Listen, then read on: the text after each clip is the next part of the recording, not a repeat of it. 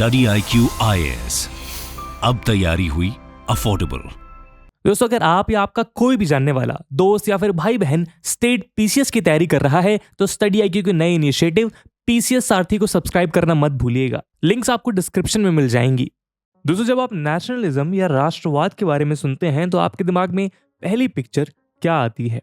शायद आप में से कुछ लोगों को तिरंगा याद आता होगा, या फिर हमारे भारत का मैप, या फिर यह भी हो सकता है कि आपके माइंड में कोई पिक्चर बनती ही ना हो, क्योंकि ये तो सिर्फ एक कनेक्टिविटी ऑफ थॉट्स की बात है कि आप एक चीज या एक सोच से किस तरह और कितना कनेक्ट कर पाते हैं। लेकिन फिर भी अगर आप गौर करें तो इस राष्ट्रवाद का हमारे देश की आज़ादी से लेकर आज हमारी ग्लोबल स्टैंडिंग तक में सबसे बड़ा योगदान है। और इसीलिए ये राष्ट्रवाद का शब्द सुनकर आपके माइंड में कोई पिक्चर बने या ना बने, लेकिन ऐसा हो ही नहीं सकता कि आपके दिमाग के किसी हिस्से में इसे लेकर कोई अपनी सोच ना हो। आप पूछेंगे कि वो कैसे?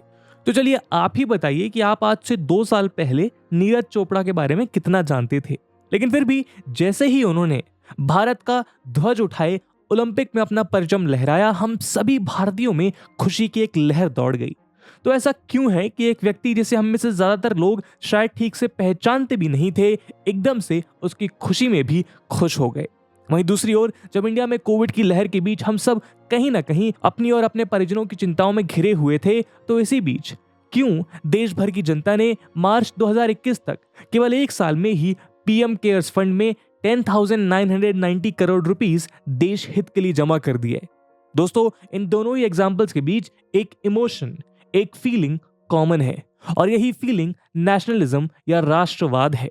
तो चलिए आज हम इसी नेशनलिज्म या राष्ट्रवाद के बारे में चर्चा करते हैं कि आखिर इसके मायने क्या हैं, और साथ ही राष्ट्र और हम किस तरह से जुड़े हुए हैं।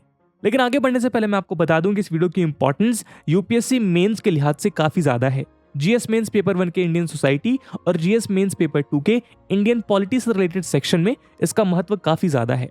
इसके बारे में हम वीडियो के अंत में और भी बात करेंगे, पर फिलहाल के लिए अपने डिस्कशन को हम आगे बढ़ाते हैं। दोस्तों, इंटरप्शन के लिए माफी, पर ये कोई ऐड नहीं है। बस आपसे एक ऐसी इंफॉर्मेशन साझा करनी है जिसकी मदद से हम एजुकेशन को अफोर्डेबल बनाने की तरफ एक इंपॉर्टेंट कदम उठा रहे हैं। स्टडी IQ ने अपना UPSC pre plus mains live foundation batch start किया है, जिसमें आपको सारा का सारा कंटेंट लाइव दिया जाएगा। 900+ आवर्स का live content, 1-to-1 mentorship, current affairs programs, prelims के practice questions, mains answer writing practice और भी बहुत कुछ। मात्र 18,999 के डिस्काउंटेड प्राइस पे अगर आप AG live coupon code use करते हैं। दोस्तों, अगर आप या फिर आपके दोस्त या भाई बहन कभी भी यूपीएससी का एक सीरियस अटेम्प्ट देना चाहते हैं तो आई डोंट थिंक कि इससे बेहतर मौका फिर कभी मिलेगा। एंड जस्ट टू मेंशन, ये प्राइस लिमिटेड स्टूडेंट्स के लिए है। दोस्तों, इन बैचेस में एडमिशन की लास्ट डेट 6 अक्टूबर है और क्लासेस की टाइमिंग मॉर्निंग 8 AM रहेगी। तो अब आप भी AG live coupon code use करके अपनी यूपीएससी की तैयारी को भारत के बेस्ट एजुकेटर्स के साथ स्टडी IQ के फाउंडेशन बैचेस का सपोर्ट प्रोवाइड कर सकते हैं। इस बात से रिलेटेड सभी इंपॉर्टेंट लिंक्स आपको पिन कमेंट में मिल जाएंगी। अब आप अपना वीडियो देख सकते हैं, but don't forget to use AG live, otherwise you will say कि बाकी लोगों को कम रेट्स पे कोर्स मिला है। बाकी सभी अपडेट्स के लिए आप मुझे मेरे सोशल मीडिया हैंडल्स पे फॉलो कर सकते हैं। सबसे पहले तो प्रश्न ये उठता है कि आखिर राष्ट्रवाद या नेशनलिज्म होता क्या है? तो दोस्तों, हम आपको बता दें कि ये कोई साइंस का वेल डिफाइंड और एस्टैब्लिश्ड टर्म नहीं है जिसकी केवल एक निश्चित परिभाषा हो। जैसा हमने आपको बताया कि ये तो एक फीलिंग या इमोशन है, इसीलिए इस जैसे फिलोसॉफिकल कॉन्सेप्ट को डिफाइन करने या देखने की भी अलग अलग तरीके हैं। इसलिए जो इसे जैसे चश्मे से देखता है वो इसे वैसे डिफाइन कर लेता है। जैसे अगर हम यूरोप या अरब देशों की बात करें तो वहां अलग अलग टाइमलाइंस में इसे अलग अलग तरह से डिफाइन किया गया। कभी इसे लैंग्वेज के आधार पर परिभाषित किया गया, तो कभी धर्म या एथनिसिटी के आधार पर। तभी अगर हम गौर करें तो यूरोप में फ्रांस, जर्मनी, स्पेन आदि देश अपनी डिस्टिंक्ट लैंग्वेज के आधार पर ही बटे हुए हैं, वहीं मिडिल ईस्ट अपने डिस्टिंक्ट एथनिसिटीज के बेसिस पर। हालांकि इसी तरह रिलीजन को आधार बनाकर ब्रिटिशर्स भारत के भी टुकड़े कर गए, लेकिन फिर भी हमारा प्यारा भारत आज भी अनेकता में एकता का प्राइम एग्जाम्पल है। यही कारण है कि अगर हम नेशनलिज्म के इंडियन मॉडल को गौर से देखें तो ना तो ये लैंग्वेज के आधार पर परिभाषित होता है और ना ही एथनिसिटी या रिलीजन के आधार पर। और यही कारण है कि इंडिया सैकड़ों भाषाओं, डजन्स ऑफ रिलीजन्स और अनगिनत एथनिसिटीज का घर होने के बाद भी एक सोवर्ण नेशन की तरह एकजुटता के साथ खड़ा है। लेकिन एक समय ऐसा भी था जब भारत बहुत से रजवाड़ों और रियासतों में बटा हुआ था। उस समय इन बटी हुई रियासतों में एकता का अभाव था, और ऐसा इसलिए था क्योंकि इनकी कोई एक कॉमन आइडेंटिटी नहीं थी। तभी जब अंग्रेज भारत आए तो उनके लिए अपने आपसी मतभेदों और स्वार्थ के चलते बटे हुए इन राज्यों को अपने कमांड में लेना कोई मुश्किल काम नहीं था। लेकिन अगर आप इंडियन इंडिपेंडेंस मूवमेंट की हिस्ट्री उठा के देखें तो इसकी असल शुरुआत आम जनता के बीच इस नेशनल आइडेंटिटी को क्रिएट करने के साथ ही हुई थी।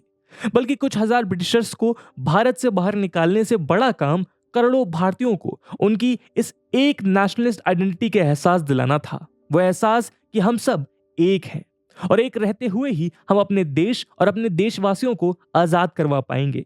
इसी को एस्टैब्लिश करते हुए स्वामी विवेकानंद का कहना था कि नेशनलिज्म एक तरह का धर्म है, धर्म अपने राष्ट्र के प्रति, और इस राष्ट्र धर्म में वो ताकत है जो देशवासियों के दिलों को झंझोर कर उसमें स्ट्रांग विल, नेशनल सर्विस और सेल्फ सैक्रिफाइस की भावना जगाएगा। और वो भावना भी ऐसी होगी जो आज तक किसी और धर्म ने अपने किसी भी अनुयायी या कहे फॉलोअर के मन में नहीं जगाई होगी। ऐसे में अगर हम स्वामी विवेकानंद की कही बात के नजरिए से देखें तो हम पाएंगे कि फिर वो चाहे गांधी जी हों या फिर भगत सिंह, नेताजी सुभाष चंद्र बोस हों या फिर गोपाल कृष्ण गोखले, सभी एक ही हैं। क्योंकि इंडियन इंडिपेंडेंस और उससे जुड़े मूवमेंट को लेकर भले ही इन सभी के फिलॉसफी और वे ऑफ एफर्ट अलग अलग रहे हों, लेकिन फिर भी वो सभी इसी राष्ट्र के निर्माण में लगे हुए थे। और असल में ये राष्ट्रवाद ही वो हथियार था जिसने भारत की गुलामी की बेड़ियों को काट कर उसे आजाद करवाया। तो चलिए, इससे ये बात तो समझ में आ गई कि आखिर नेशनलिज्म क्या है और भारत के लिए इसके क्या मायने रहे हैं। लेकिन हमारे आपके जैसे आम भारतीयों के लिए आज के समय में राष्ट्र या राष्ट्रवाद के क्या मायने हैं, आइए अब इसे भी हम थोड़ा समझ लेते हैं।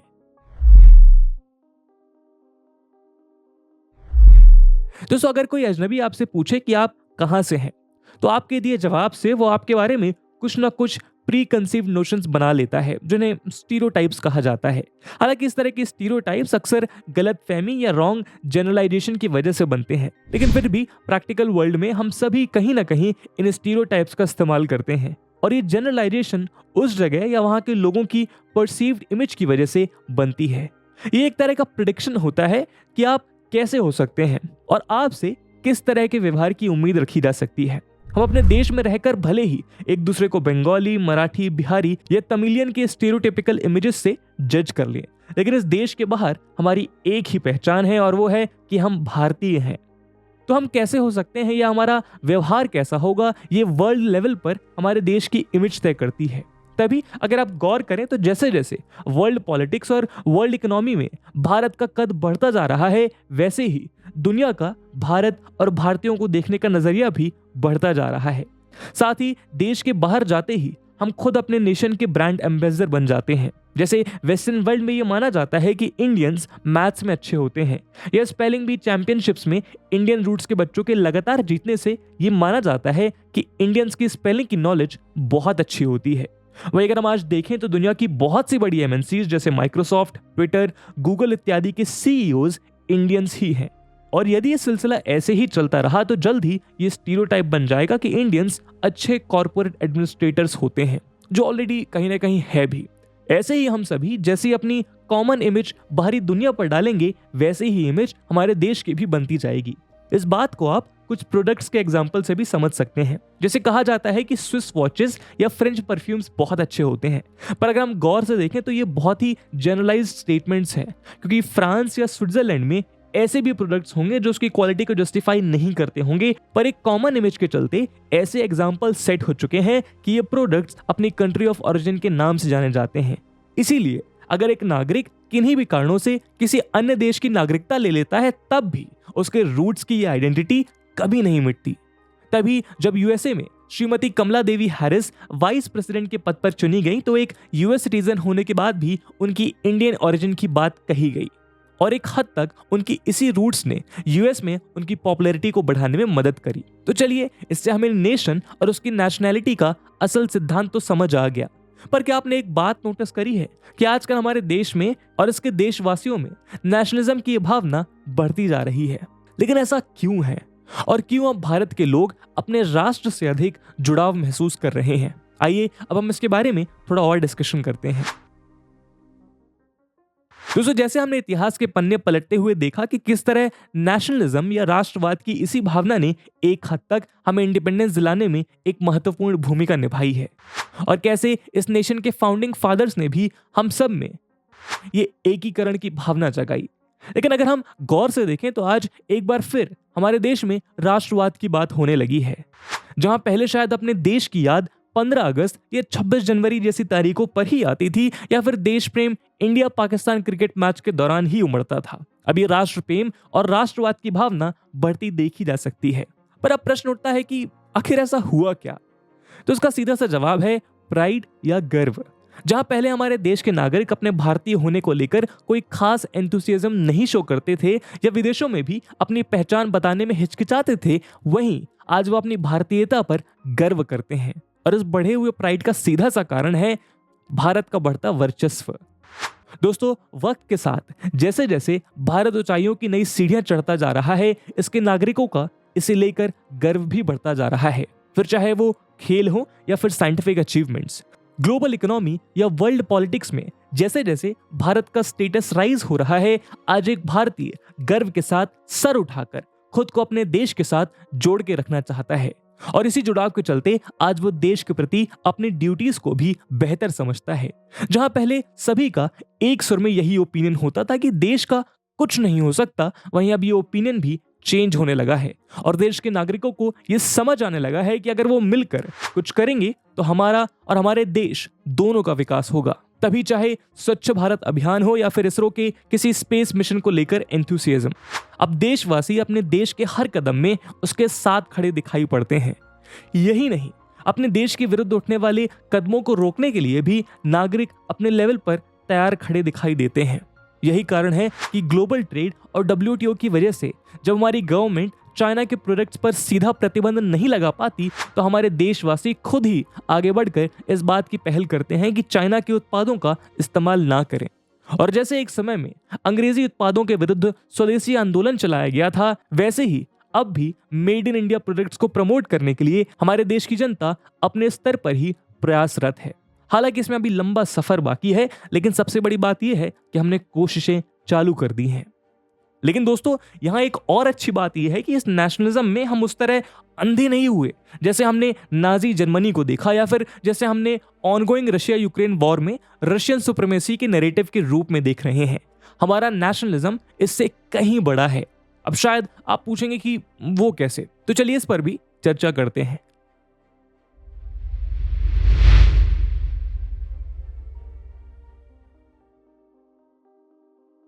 दोस्तों, जब कोविड जैसी महामारी विश्व भर में अपने पैर पसार रही थी, तब संकट की इस घड़ी में आम नागरिकों को तो छोड़िए, देशों में भी एक इंडिविजुअलिस्टिक सेल्फिश पर्सनालिटी उभर कर दिखने लगी थी। यही कारण था कि जहां एक ओर देश विदेश में लोग बाकियों से पहले राशन और जरूरी सामान होर्ड करने लगे थे, वहीं दूसरी ओर सो कॉल्ड डेवलप्ड नेशंस भी वैक्सीन और जरूरी मेडिकल इक्विपमेंट्स की होर्डिंग करने लगे थे। इस बारे में WHO ने भी चेताया था कि ऐसे कठिन समय में डेवलप्ड नेशंस को और अधिक रिस्पॉन्सिबली बिहेव करने की जरूरत है। ऐसा इसलिए था क्योंकि दिसंबर 2021 में रिलीज WHO की एक रिपोर्ट के अनुसार जहां हाई इनकम कंट्रीज ने हर 100 लोगों की पॉपुलेशन के बीच 120 डोजेज एडमिनिस्टर कर ली हैं, वहीं दूसरी ओर लो इनकम कंट्रीज में यह आंकड़ा महज 3 का था। ऐसे में WHO ने इस बात की चेतावनी दी थी कि वैक्सीनेशन में इस तरह की डिस्पैरिटी न्यू कोविड वेरिएंट्स को जन्म दे रही है। लेकिन इतने सब के बाद भी वेल्दी नेशंस का ये सेल्फिश रवैया ज्यों का त्यों चलता रहा। लेकिन इससे उलट भारत ने अपने वेदों से प्रेरणा लेते हुए सदियों से चली आ रही वसुधैव कुटुंबकम की फिलॉसफी पर एक्ट करते हुए वर्ल्ड लेवल पर अपने वैक्सीन मैत्री इनिशिएटिव से 90 से ज्यादा कंट्रीज में 160 मिलियन वैक्सीन डोजेज डिलीवर किए। इंडिया के इस फिलैंथ्रोपिक स्टेप की सराहना करते हुए सितंबर 2021 में organised 76th UN general assembly में वर्ल्ड लीडर्स ने इंडिया के लिए ऑफिशियली अपना ग्रेटिट्यूड भी एक्सप्रेस किया। यही नहीं, शायद आपको याद होगा ब्राजील के प्रेसिडेंट JM बोल्सोनारो ने तो इंडिया के इस इनिशिएटिव के प्रति अपना ग्रेटिट्यूड शो करने के लिए संजीवनी लेकर आते हुए हनुमान जी की एक पिक्चर भी ट्वीट की थी। इसके अलावा भी अगर इंडिया कोई न्यू टेक्नोलॉजी प्रोड्यूस करता है तो उसे भी बिना किसी निहित स्वार्थ के दूसरों को भी इस्तेमाल करने के लिए देता है, फिर चाहे वो कोविन का प्लेटफॉर्म हो या फिर सार्क देशों के यूज के लिए ओपन किया गया नेविक। यहां तक कि यूएन पीस कीपिंग आर्मी में भी इंडिया का सबसे ज्यादा कंट्रीब्यूशन है, जिसके चलते 1948 से आज तक यूएन के 71 में से 49 पीस कीपिंग मिशंस में इंडिया ने 2,53,000 से ज्यादा इंडियन ट्रूप्स ने सर्व किया है। ऐसे में ये समझना मुश्किल नहीं है कि इंडिया हमेशा से वसुधैव कुटुंबकम की फिलॉसफी को फॉलो करते हुए सारे संसार को अपना परिवार मानता है और इंटरनेशनल बॉर्डर, लैंग्वेज, एथनिसिटी और रिलीजन जैसे छोटे डिविजन्स में पढ़कर एक नेशन को डिफाइन करने के बजाय हमेशा से एक बिगर पिक्चर और बेटर पर्पस में बिलीव करता है। लेकिन फिर भी इसका मतलब ये नहीं है कि उसके लिए राष्ट्र सर्वोपरि नहीं है, और यही कारण है कि भारत पाकिस्तान और चाइना जैसे डिफिकल्ट नेबर्स की हरकतों को देखकर फ्लेक्सिबल अप्रोच रखता है, और इसी वजह से नेविक जैसी टेक्नोलॉजी भी इंडिया ने पाकिस्तान के साथ शेयर नहीं करी। वहीं बालाकोट सर्जिकल स्ट्राइक हो या फिर गलवान, राष्ट्र के साथ किसी तरह का कोई समझौता नहीं किया जाता। दोस्तों, भारत के संविधान के रचयिता डॉक्टर भीमराव अंबेडकर का कहना था कि मैं नहीं चाहता कि हमारा धर्म, कल्चर या लैंग्वेज की वजह से पैदा हुई कॉम्पिटिटिव लॉयल्टी एक भारतीय के तौर पर हमारे देश के प्रति निष्ठा को लेश मात्र भी अफेक्ट करे। I want all people to be Indians first, Indian last, and nothing else but Indians. After all, we are Indians, firstly and lastly. ऐसे में समझना मुश्किल नहीं है कि यदि हम राष्ट्र को सर्वोपरि रखेंगे और राष्ट्र निर्माण में अपना पूर्ण सहयोग देंगे, तभी हमारा राष्ट्र आगे बढ़ेगा और तभी हम भी आगे बढ़ पाएंगे, क्योंकि हमारा ये राष्ट्र सिर्फ भूमि का टुकड़ा नहीं है, ये राष्ट्र हमारी पहचान है और हमेशा रहेगी। तो दोस्तों, इस वीडियो में हमने डिस्कस करा राष्ट्रवाद को, भारत में राष्ट्रवाद के क्या मायने हैं और बाकी देशों में राष्ट्रवाद को किस तरह से परिभाषित करा जाता है। इस टॉपिक पे आपका क्या ओपिनियन है कमेंट सेक्शन में जरूर बताइएगा। और जैसे कि वीडियो के पहले भाग में हमने आपसे बताया कि इस वीडियो की इंपॉर्टेंस यूपीएससी मेंस के लिहाज से काफी ज्यादा है, और इसी इंपॉर्टेंस को देखते हुए एक प्रश्न हम आपके लिए छोड़कर जा रहे हैं जिसको आपको कमेंट सेक्शन में आंसर करना है। And the question is, Indian nationalism grew partially as a result of colonial policies and partially as a reaction to colonial policies. Discuss. And with this question, my friends, that's it for the video. I hope आपको video पसंद आया होगा, और अगर पसंद आया है तो अपने दोस्तों के साथ शेयर करना मत भूलिएगा। हम मिलते हैं अगले वीडियो में, तब तक के लिए जय हिंद, जय भारत। Study IQ IAS, अब तैयारी हुई अफोर्डेबल।